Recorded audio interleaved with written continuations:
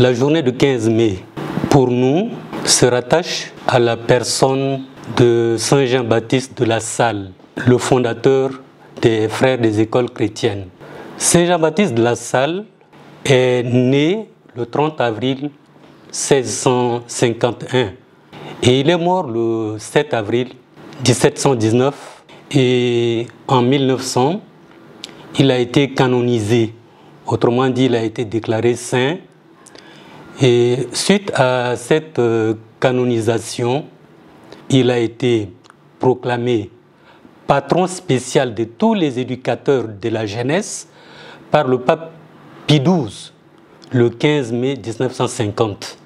En relation à cette proclamation et du fait que nous le choisissons comme modèle à suivre, nous commémorons la journée de l'enseignement catholique au Tchad le 15 mai. Nous avons arrêté comme thème enseignement catholique au Tchad. Quelle mobilisation pour une éducation de qualité. Par ce thème, nous voulons particulièrement nous pencher sur les défis qui se présentent à l'enseignement catholique. Et donc, les principaux défis auxquels nous pensons particulièrement, c'est d'abord le défi du personnel enseignant. Il faut se dire que l'enseignement catholique forme les jeunes tchadiens sans distinction ni d'ethnie, ni d'appartenance sociale, ni de sexe. Du moins, nous faisons de l'éducation inclusive. Et pour cela, il faut se dire que déjà l'année 2022-2023, nous avions au primaire une population éducative de près de 3 millions au Tchad. Ce n'est pas peu. Ces jeunes ont besoin d'être formés, d'être outillés pour affronter l'avenir de demain.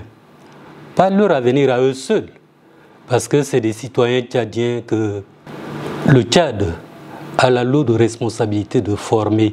Et si nous voulons bâtir un pays fort, nous avons tout à investir dans l'éducation des jeunes. C'est dans ce sillage-là que nous voulons un peu réfléchir.